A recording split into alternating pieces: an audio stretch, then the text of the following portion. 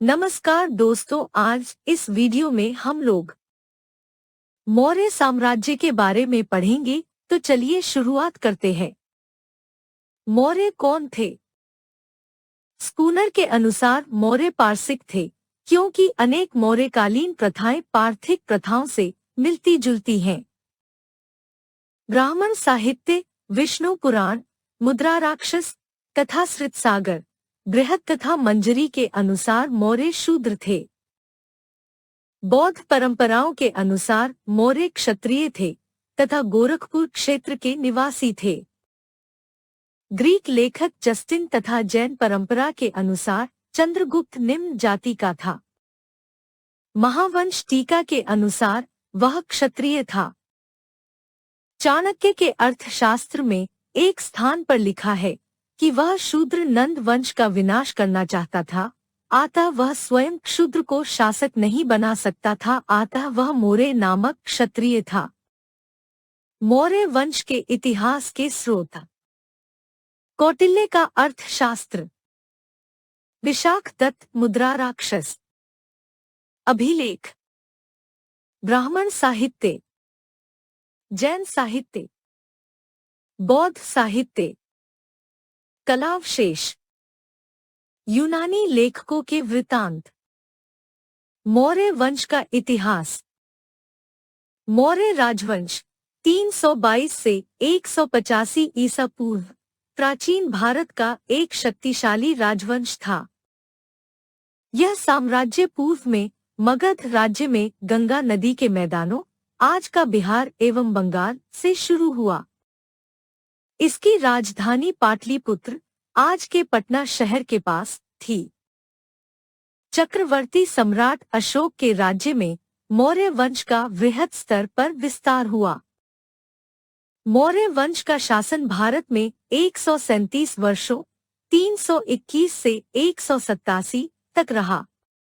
इन वर्षों में कई शासक हैं, जिनमें निम्न 3 सम्राटों का शासनकाल उल्लेखनीय रहा।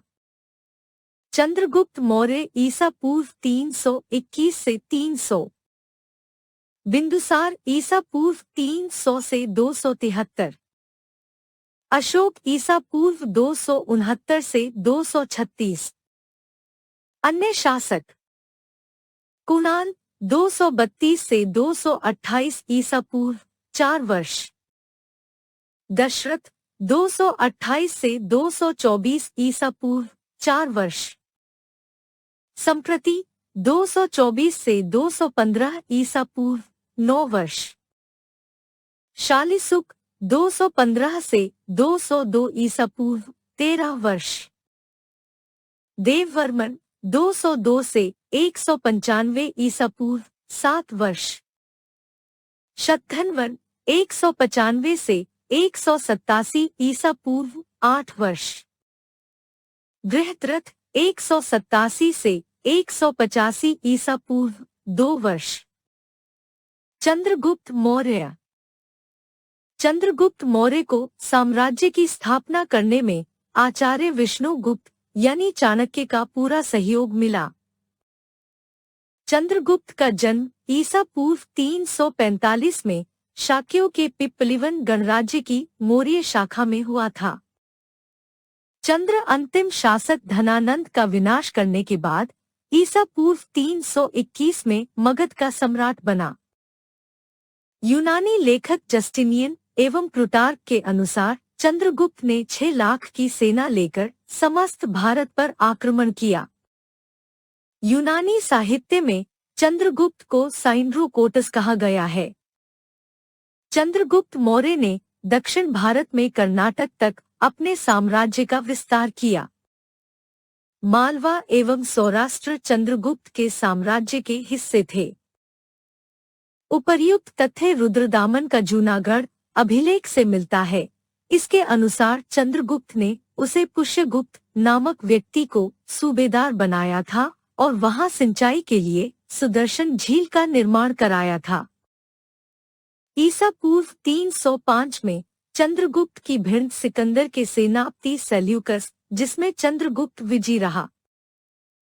ईसा पूर्व 305 में चंद्रगुप्त की भिड़त सिकंदर इस पुस्तक में निरंकुश राज्य ऑटोक्रेसी का के एक सेनापति सेल्यूकस निकोटर से हुई विवर्ण विस्तार से तथा लिच्छवी जैसे गणतंत्रों जिसमें चंद्रगुप्त की सेना विजयी रही। सेल्यूकस ने संधि कर ली और अपनी बेटी कार्नेलिया, कहीं कहीं हेलेन भी नाम मिलता है, की शादी चंद्रगुप्त के साथ कर दी और साथ में 500 हाथी भी दिए। दोनों ही पक्षों ने दूतों का विनिमय भी किया। इसी के तहत सेल्यूकस ने मेगास्थनीज को दूत बनाकर चंद्रगुप्त के दरबार में भेजा। मेगास्थनीज काफी दिनों तक पाटलिपुत्र में रहा तथा उसने अपना आंखों देखा विवरण अपनी पुस्तक इंडिका में लिखा। सेल्यूकस एवं चंद्रगुप्त के बीच हुए युद्ध का विवरण एपियस नामक यूनानी व्यक्ति ने किया है। चंद्रगुप्त ने बाद में जैन धर्म स्वीकार कर लिया तथा भद्रबाहु से इस धर्म में दीक्षा ली। चंद्रगुप्त मौर्य की विजय। पंजाब विजय, मगध विजय, मल्लकेतु के विद्रोह का दमन, सेल्यूकस पर विजय, पश्चिमी भारत पर विजय, दक्षिण भारत की विजय, साम्राज्य विस्तार। चंद्रगुप्त मौर्य ने एक विस्तृत राज्य की स्थापना की थी। उसने उत्तर में हिमालय से लेकर दक्षिण में मैसूर, पूर्व में बंगाल से लेकर उत्तर पश्चिम में हिंदुकुश पर्वत तथा पश्चिम में अरब सागर तक अपने साम्राज्य का विस्तार किया। पाटलिपुत्र उसकी राजधानी थी। चंद्रगुप्त मौर्य के अंतिम दिन। बौद्ध साहित्य के अनुसार मौर्य वंश के संस्थापक चंद्रगुप्त मौर्य ने लगभग 24 वर्ष तक सफलतापूर्वक शासन किया। जैन साहित्य के अनुसार अपने जीवन के अंतिम दिनों में चंद्रगुप्त मौर्य ने राजकाज अपने पुत्र को सौंप दिया और जैन धर्म स्वीकार कर जैन भिक्षु भद्रबाहु के साथ मैसूर चला गया। सन्यासियों का जीवन व्यतीत करते हुए चंद्रगुप्त मौर्य ने ईसा पूर्व 300 में अनशन व्रत करके कर्नाटक के श्रवणबेलगोला में अपने शरीर का त्याग कर दिया। बिंदुसार। ईसा पूर्व 300 में बिंदुसार मगध की गद्दी पर बैठा। यूनानी इतिहासकारों ने बिंदुसार को अपनी रचनाओं में अमित्रोकेट्स की संज्ञा दी है, जिसका अर्थ होता है शत्रु का विनाशक। बिंदुसार आजीवक धर्म को मानता था। बिंदुसार के लिए वायुपुराण में भद्रसार नामक शब्द का प्रयोग किया गया है। बिंदुसार को जैन ग्रंथों में सिंहसेन की संज्ञा दी गई है। तिब्बती इतिहासकार लामा तारानाथ के अनुसार चाणक्य ने बिंदुसार की 16 नगरों के सामंतों एवं राजाओं का नाश करने के लिए पूर्वी एवं पश्चिमी समुद्रों के बीच मौजूद प्रदेश को जीतने में सहायता की। बिंदुसार के शासनकाल में तक्षशिला में विद्रोह हुआ। उसका पुत्र एवं तक्षशिला का सूबेदार सुसीम विद्रोह को दबाने में असफल रहा। सुसीम के असफल रहने के पश्चात उज्जैन के तत्कालीन सूबेदार अशोक को तक्षशिला का विद्रोह दबाने के लिए भेजा गया। उसने सफलतापूर्वक विद्रोह को दबा दिया। अपने उल्लेख में एथिनियस ने जानकारी दी कि बिंदुसार ने सीरिया के शासक एप्टियोकस से मदिरा, शराब, सूखे अंजीर और एक दार्शनिक भेजने का आग्रह किया था। अशोक। बिंदुसार की मृत्यु के 4 वर्ष बाद ईसा पूर्व 269 में अशोक मगध की गद्दी पर बैठा। अशोक की तुलना डेविड एवं सोलमान, इसराइल तथा मार्कस ओलियस एवं शार्लमा, रोम जैसे विश्व के महान सम्राटों से की जाती है। दिव्यदान के अनुसार अशोक की माता का नाम जनपद कल्याणी था। कहीं कहीं उसका नाम सुभद्रांगी भी आता है। अशोक का सौतेला भाई सुशीम एवं सहोदर भाई विक्ताशोक था। तक्षशिला का विद्रोह सफलतापूर्वक दबाने के कारण बिंदुसार ने अशोक को युवराज का पद प्रदान किया। सम्राट बनने से पूर्व अशोक उज्जैन का सूबेदार था। सिंहासनारूढ़ होते समय अशोक ने देवानाम प्रिय तथा प्रियदर्शी जैसी उपाधियां धारण की। पुराणों में अशोक को अशोकवर्धन कहा गया है। अशोक के 13वें शिलालेख से हमें ज्ञात होता है, अशोक ने अपने शासन के 9वें वर्ष में कलिंग पर आक्रमण किया एवं राजधानी तोसाली में अपना एक सूबेदार नियुक्त किया। कलिंग युद्ध में 2.5 लाख व्यक्ति मारे गए एवं इतने ही घायल हुए। कलिंग युद्ध ने अशोक का हृदय परिवर्तन कर दिया तथा चौथे शिलालेख के अनुसार भेरी घोष के स्थान पर उसने धम्म घोष करने की घोषणा की। अशोक ने बौद्ध धर्म स्वीकार कर लिया एवं उपगुप्त नामक आचार्य से इसकी दीक्षा ली। अशोक ने बाराबर की पहाड़ियों में आजीविकों के लिए 4 गुफाओं कर्स, चौपार, सुदामा तथा विश्व झोंपड़ी आदि का निर्माण कराया। बौद्ध धर्म के प्रचार के लिए पुत्र महेंद्र एवं पुत्री संघमित्रा को अशोक द्वारा श्रीलंका भेजा गया। अशोक ने अपने द्वारा किए गए मात्र 2 आक्रमणों में पहला आक्रमण कश्मीर पर किया। कश्मीर के ऐतिहासिक ग्रंथ राजतरंगिणी में अशोक को मौर्य देश का प्रथम सम्राट बताया गया है। प्रथम कलिंग शिला अभिलेख के अनुसार अशोक सीमांत जातियों के प्रति नरम रुख रखता था। 13वें शिलालेख के अनुसार अशोक ने यवन शासकों एंटियोक्सी, सीरिया, टोलेमी, मिस्र, एंटीगोनस गोनाटस, मकदूनिया, मरास, साइरिन एवं एलेक्जेंडर से मित्रतापूर्ण संबंध कायम किए एवं उनके दरबार में अपने दूत भेजे। इसी प्रकार दक्षिण भारत में अशोक के दूत धर्म के प्रचार के लिए चोल, पांडे, सतीपुत्र, केरल पुत्र एवं ताम्रपोण आदि राज्यों में भी गए। अशोक ने बौद्ध धर्म को राजधर्म घोषित किया तथा एक धर्म विभाग की स्थापना की। अशोक के 14 वृहद शिलालेख। पहला पशुबलि की निंदा। दूसरा मनुष्य एवं पशुओं दोनों की चिकित्सा व्यवस्था का उल्लेख। चोल, पांड्य, सतीपुत्र एवं केरल पुत्र की चर्चा। तीसरा राजकीय अधिकारियों, युक्तियुक्त और प्रादेशिक हर 5वें वर्ष द्वारा करने का आदेश। चौथा भेरी घोष की जगह धम्म घोष की घोषणा। पांचवा धम्म महामात्रों की नियुक्ति के विषय में जानकारी। छठा धम्म महामात्र किसी भी समय राजा के पास सूचना ला सकता है, प्रतिवेदक की चर्चा। सातवां सभी संप्रदायों के लिए सहिष्णुता की बात। आठवां सम्राट की धर्म यात्रा का उल्लेख, बोधिवृक्ष के भ्रमण का उल्लेख। नौवां विभिन्न प्रकार के समारोहों की निंदा। 10वां ख्याति एवं गौरव की निंदा तथा धम्म नीति की श्रेष्ठता पर बल। 11वां धम्म नीति की व्याख्या। 12वां सर्वधर्म संभाव एवं स्त्री महामात्र की चर्चा। 13वां कलिंग के युद्ध का वर्णन, पड़ोसी राज्यों का वर्णन, अपराध करने वाले आठविक जातियों का उल्लेख। अशोक का कौशाम्बी अभिलेख रानी अभिलेख भी कहलाता है। अशोक का सबसे छोटा स्तंभलेख रुमिंदेई से प्राप्त हुआ है। अशोक के 12वें शिलालेख से जानकारी होती है कि उसने महिला महामात्रों की भी नियुक्ति की। अशोक के 7 स्तंभलेखों का संकलन 12वीं लिपि में किया गया है।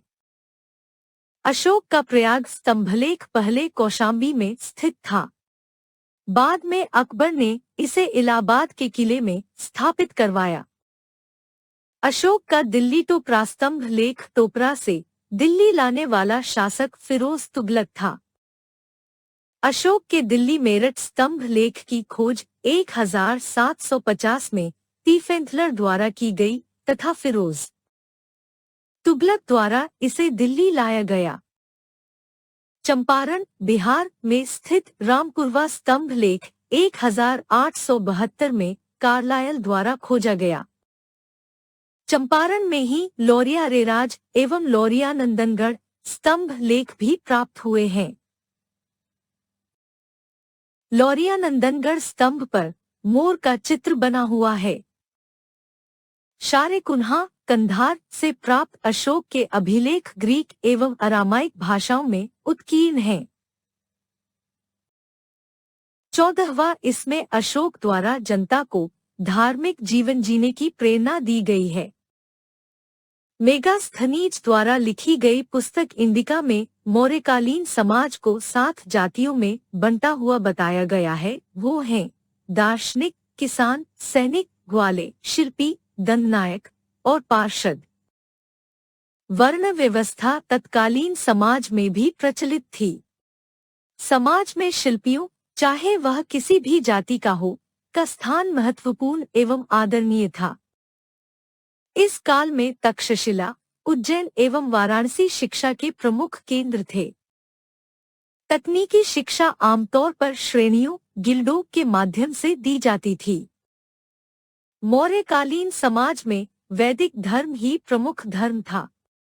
मौर्य काल में जैन एवं बौद्ध धर्मों का भी पर्याप्त विकास हुआ। मेगास्थनीज, स्ट्रैबो, एरियन आदि विद्वानों के अनुसार मौर्य काल में समस्त भूमि राजा की थी। सरकारी भूमि को सीता कहा जाता था।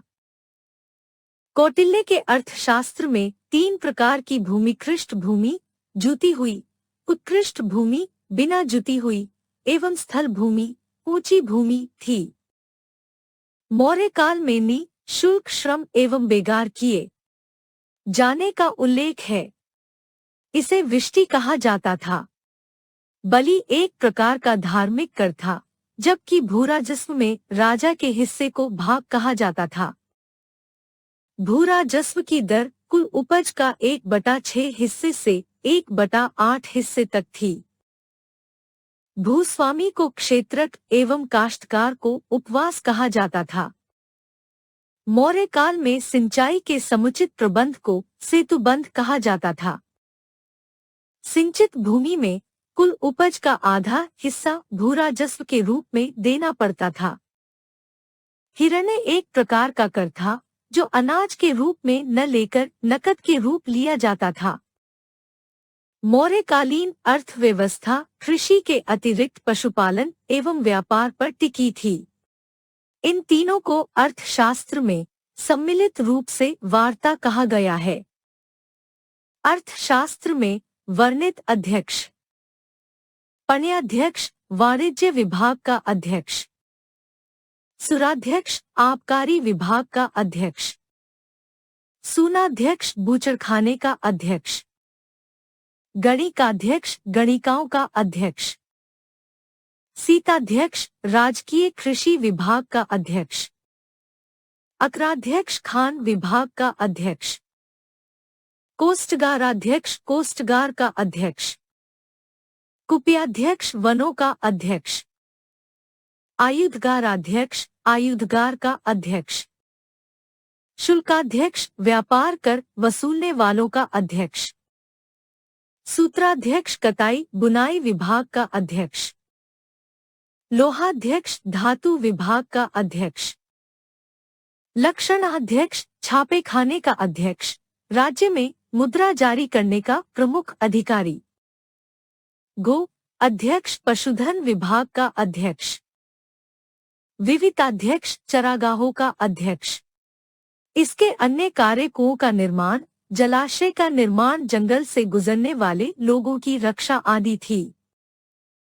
मुद्राध्यक्ष पासपोर्ट विभाग का अध्यक्ष, नवाध्यक्ष जहाजरानी विभाग का अध्यक्ष, पत्नाध्यक्ष बंदरगाहों का अध्यक्ष, संस्थाध्यक्ष व्यापारिक मार्गों का अध्यक्ष, देवताध्यक्ष धार्मिक संस्थाओं का अध्यक्ष, पौताध्यक्ष माप तोल का अध्यक्ष, मानाध्यक्ष दूरी और समय से संबंधित साधनों को नियंत्रित करने वाला अध्यक्ष, अश्वाध्यक्ष घोड़ों का अध्यक्ष, हस्त्याध्यक्ष हाथियों का अध्यक्ष, सुवर्णाध्यक्ष सोने का अध्यक्ष, अक्षपातलाध्यक्ष महालेखाकार। मौर्य काल में वनों को हस्ती वन एवं द्रव्य वन में विभाजित किया गया था। हस्ती वनों में हाथी पाए जाते थे एवं द्रव्य वनों में लकड़ी, लोहा एवं तांबा पाए जाते थे। जंगलों पर राज्य का अधिकार था। विनिर्मित वस्तुओं को पण्याध्यक्ष के नियंत्रण में बाजारों में बेचा जाता था। मौर्य काल में मुख्य व्यवसाय जुलाहों का था, जो रुई, रेशम, सन, ऊन आदि से विभिन्न कपड़े तैयार करते थे। मौर्य काल में बंगदेश में श्वेत एवं चिकना वस्त्र, पुनर्देश, आधुनिक वेस्ट बंगाल के उत्तरी हिस्से का एक इलाका में काले व मणि की तरह चिकने वस्त्रों का निर्माण होता था। इस काल में सुवर्ण कुड्डे देश के बने हुए सन के कपड़े बहुत उत्तम होते थे तथा बंगाल का मलमल भी अत्यंत प्रसिद्ध था। अर्थशास्त्र में चीन पट के उल्लेख से ज्ञात होता है कि रेशम का चीन से आयात होता था। मेगास्थनीज के इंडिका को अनुसार राज्य की ओर से खानों को चलाने के लिए अकराध्यक्ष की नियुक्ति की गई थी। देश में सोना, चांदी, तांबा, लाहा तथा जस्ता भी काफी मात्रा में उपलब्ध थे। मौर्य काल में जल मार्गीय व्यापार के लिए 8 प्रकार की नौकाओं के प्रयोग के प्रमाण मिले हैं, जिनमें द्रवहन, समुद्री व्यापारी जहाज, संयात, समुद्री व्यापारी जहाज एवं क्षुद्रका, नदियों में चलने वाली नौकाएं प्रमुख थीं। कौटिल्य के अर्थशास्त्र से तत्कालीन मुद्रा पद्धति की जानकारी मिलती है। मुद्रा पद्धति का संचालन करने के लिए एक पृथक अमात्य होता था, जिसे लक्षणाध्यक्ष कहते थे। टकसाल का प्रधान अधिकारी सौवर्णिक कहलाता था। अर्थशास्त्र में 2 प्रकार के सिक्कों का उल्लेख है: कोष प्रवेशिक, राजकीय क्रय विक्रय हेतु प्रामाणिक सिक्के, व्यावहारिक, सामान्य लेनदेन में प्रयुक्त सिक्के। चांदी के सिक्कों को या रूपे अथवा रूप कहा जाता था। तांबे के सिक्कों को ताम्ररूप या भाषक कहा जाता था। तांबे के भाषक के भाग तौर पर अर्धभाषक ककिनी, आधा भाषक एवं अर्धकिनी, आधा ककिनी आदि भी प्रचलन में थे। सुवर्ण यह एक सोने का सिक्का था, जिसका वजन 5/2 तोला होता था। कोई भी व्यक्ति धातु ले जाकर सौवर्णिक से सिक्के बनवा सकता था। प्रत्येक सिक्के की बनाई 1 ककिनी ली जाती थी। सिक्के बनवाने में 185% ब्याज रूपिका एवं परीक्षण के रूप में देना पड़ता था। समुद्र के जल से नमक बनाने का व्यवसाय लवणाध्यक्ष के नेतृत्व में संचालित होता था। समुद्रों से मोती अथवा रत्न निकालने का कार्य भी खन्याध्यक्ष के नेतृत्व में होता था।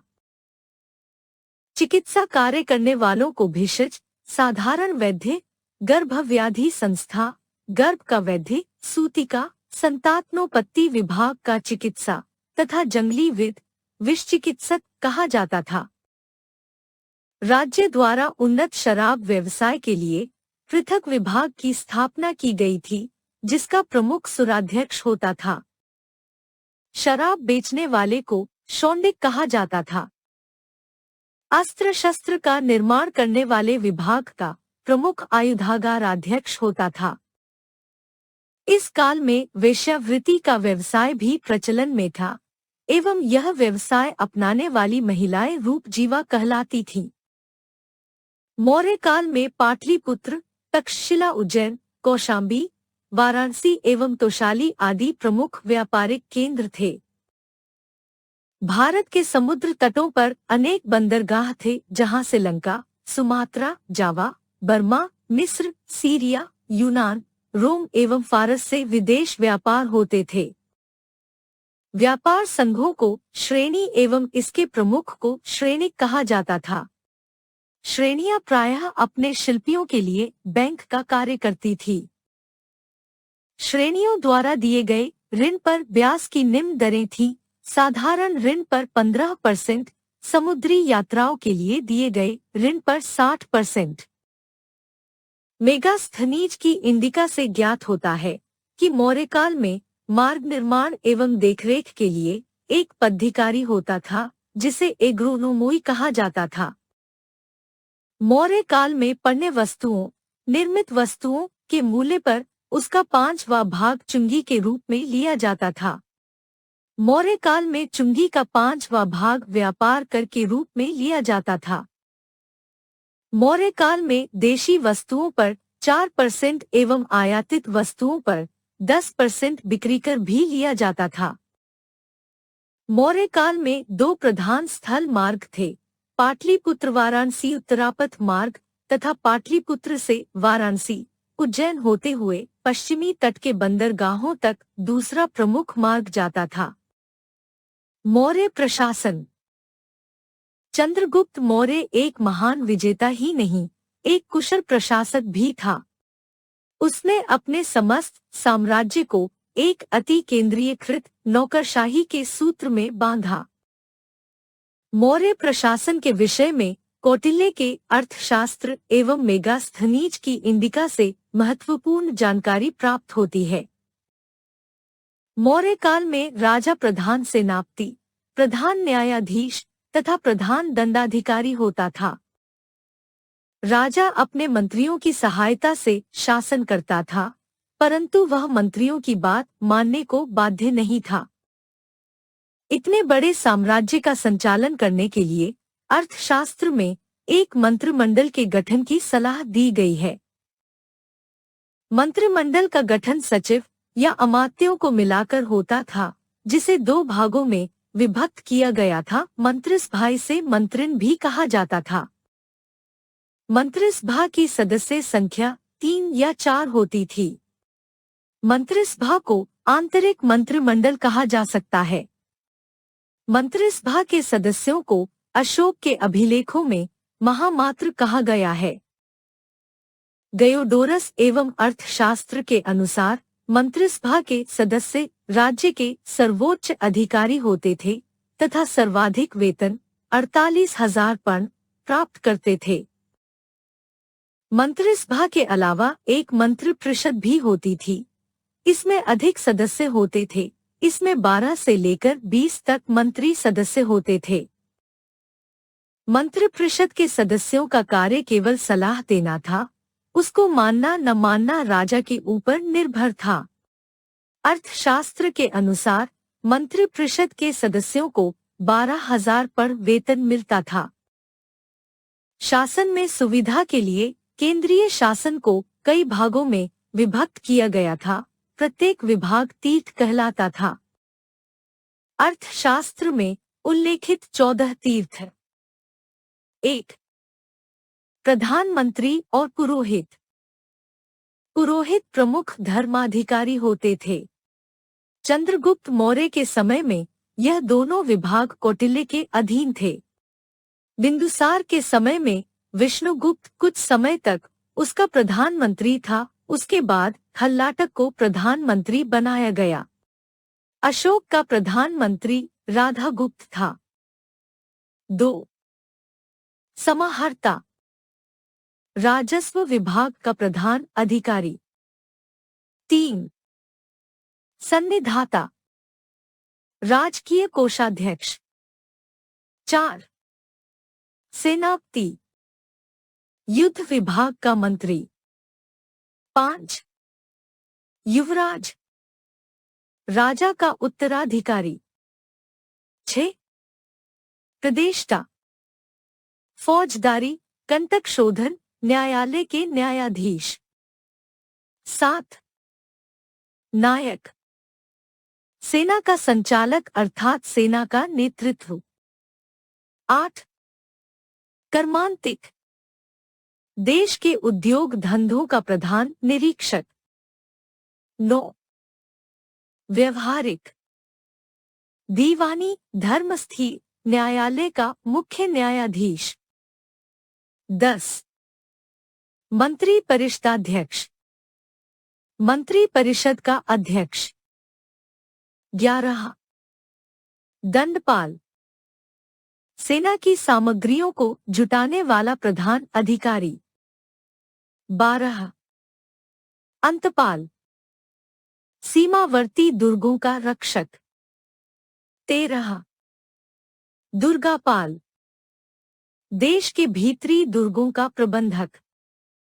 14 नागरक, नगर का प्रमुख अधिकारी।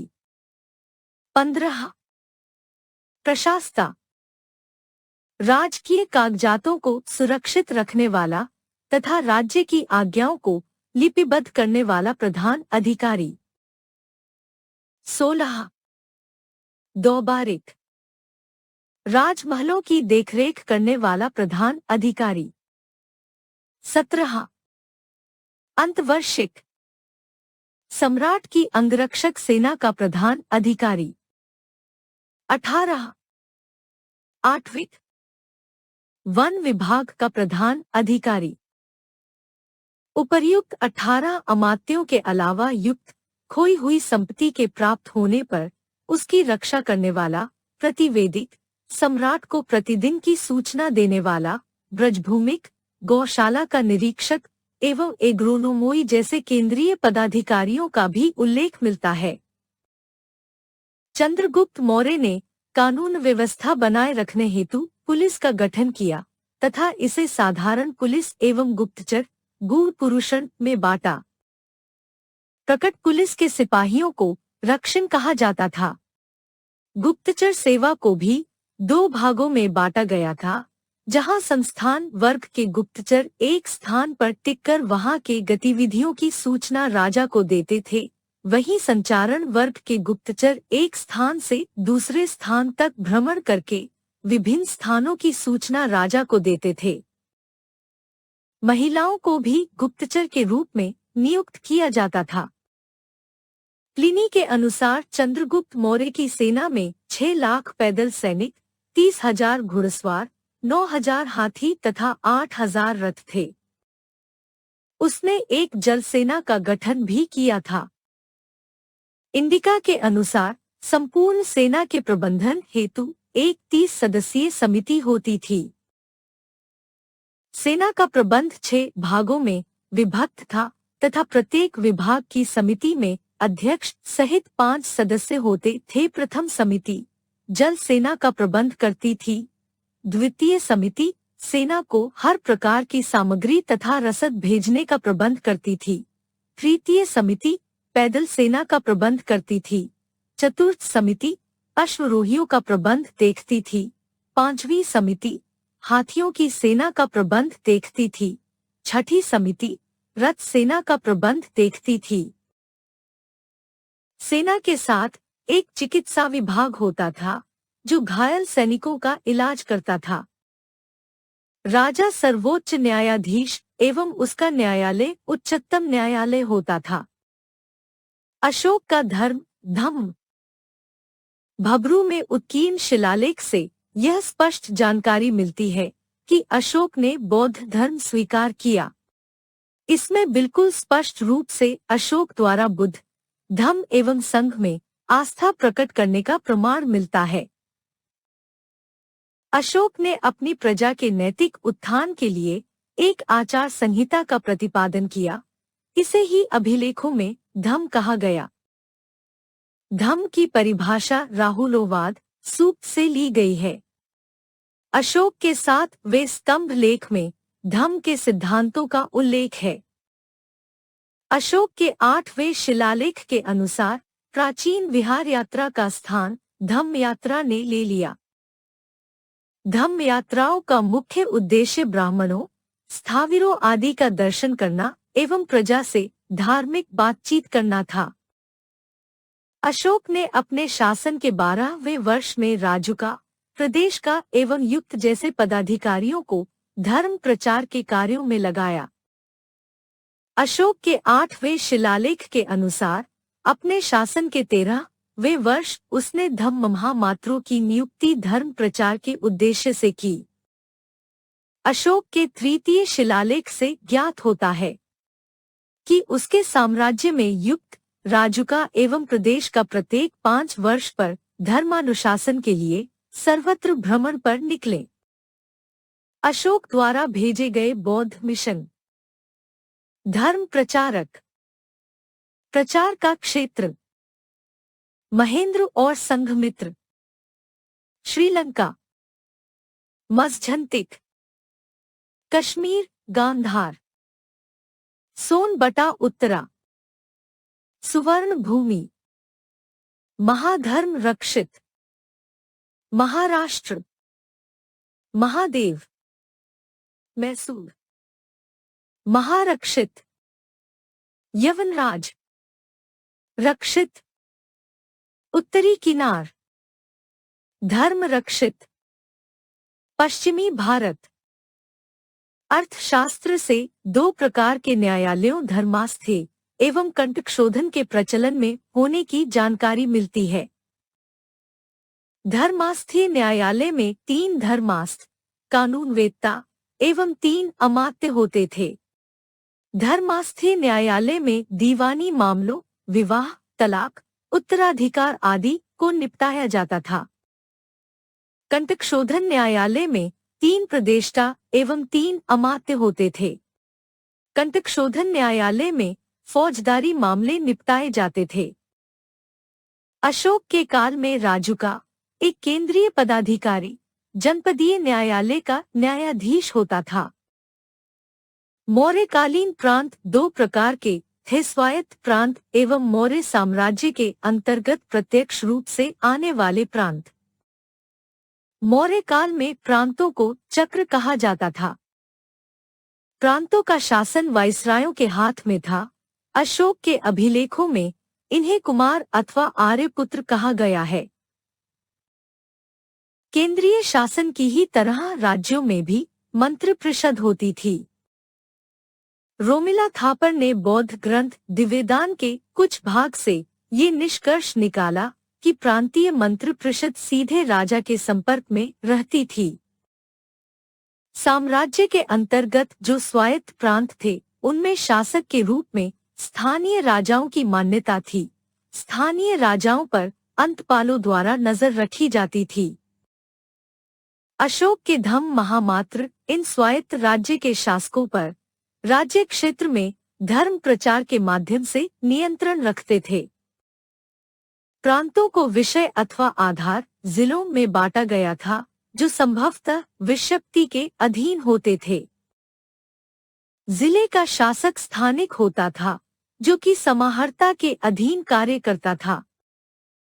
स्थानिक के अधीन गोप होते थे, जो 10 गांवों पर शासन करते थे। प्रदेष्ट्रा भी शासन में समाहर्ता की मदद करता था। ग्राम शासन की सबसे छोटी इकाई थी। ग्राम का शासक ग्रामिक मुखिया कहलाता था। प्रत्येक ग्राम में सम्राट का एक भृत्यकर तथा लगान वसूलने के लिए होता था। इसे ग्राम भृत्यक कहते थे। यह पद अवैतनिक था तथा ग्रामवासी ही उसका चुनाव करते थे। मेगास्थनीज के अनुसार पाटलिपुत्र का म्युनिसिपल शासन एक 30 सदस्यीय परिषद देखती थी। उपरोक्त परिषद 6 समितियों में बंटी हुई थी, जिसमें 5 से 5 सदस्य होते थे। शिल्प कला समिति औद्योगिक कलाओं के निरीक्षण हेतु गठित यह समिति कलाकारों, कारीगरों एवं श्रमिकों के पारिश्रमिक एवं सुरक्षा की व्यवस्था देखती थी। वैदेशिक समिति वैदेशिक समिति के ऊपर विदेशियों की निगरानी, उनके आवागमन, उनके निवास स्थान एवं उनकी चिकित्सा तथा सुरक्षा का प्रबंध करना।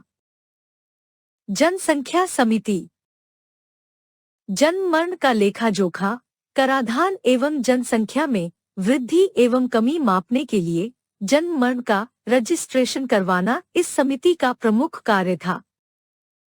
वाणिज्य व्यवसाय समिति यह समिति व्यापारियों एवं वणिकों के निरीक्षण एवं नियंत्रण के लिए गठित की गई थी। वस्तु निरीक्षक समिति वस्तुओं के उत्पादन तथा उद्योगपतियों द्वारा औद्योगिक उत्पादन में किए जा रहे मिलावट का निरीक्षण करना इस समिति का मुख्य उद्देश्य है। कर समिति यह समिति बिक्री की वस्तुओं पर कर वसूलती थी। मौर्य कला महल मेगास्थनीज, एरियन एवं स्ट्रेबो ने पाटलिपुत्र के राजप्रासाद का वर्णन किया है। चंद्रगुप्त मौर्य ने मूलतः नगर एवं प्रासाद का निर्माण करवाया। 2 स्कूनर ने बुलंदीबाग एवं कुम्हरार, पटना में स्थित लकड़ी के विशाल भवनों के अवशेषों का पता लगाया। 2 स्कूनर ने एक ऐसे विशाल सभागार का पता कुम्हरार में लगाया है जो पत्थर के 80 खंभों पर टिका हुआ है। ये खंभे पत्थरों को काटकर बनाए गए थे, जिनकी गोलाई ऊपर की ओर कम होती गई थी। ऐसा एक पूरा का पूरा खंभा कुम्हरार में उपलब्ध हुआ है। मौर्यकला में ईरानी कला शैली का मिश्रण भी संभावित है। स्तूप। स्तूप एक प्रकार की समाधि होती थी। बौद्ध साहित्य के अनुसार अशोक ने 84,000 स्तूपों का निर्माण करवाया, जिनमें सांची, सारनाथ एवं भारहुत के स्तूप अत्यधिक प्रसिद्ध हैं। 16 फुट ऊंचा, 6 फुट चौड़ा प्रदक्षिणा पथ एवं 120 फुट व्यास के गोलार्ध वाला सांची का स्तूप मौर्यकालीन कला का एक उत्कृष्ट नमूना है। गुफाएं। मौर्य काल में भिक्षुओं के चातुर्मास में विश्राम करने के लिए गुफाएं निर्मित की गई थी। अशोक एवं उसके नाती दशरथ द्वारा बनवाई गई बराबर एवं नागार्जुनी पहाड़ियों की गुफाएं अधिक प्रसिद्ध हैं। बराबर पहाड़ियों में सबसे महत्वपूर्ण एवं सबसे बाद की गुफा लोमश मुनि की है। बराबर पहाड़ी गुफाओं का निर्माण अशोक ने अपने शासन के 12वें वर्ष से लेकर 19वें वर्ष के बीच में किया। नागार्जुनी गुफाओं का निर्माण दशरथ ने करवाया। स्तंभ। अशोक के स्तंभों का भारतीय कला के विकास में महत्वपूर्ण योगदान है। अशोक ने संभवतः 30 या 40 स्तंभों का निर्माण कराया। सभी स्तंभों में लौरियानंदनगढ़, रामपुरवा तथा सारनाथ अत्यधिक प्रसिद्ध हैं। सारनाथ का सिंह मूर्ति स्तंभ विशेष महत्वपूर्ण है, क्योंकि इसका शीर्ष वर्तमान में भारत का राज चिन्ह है। हिस्ट्री।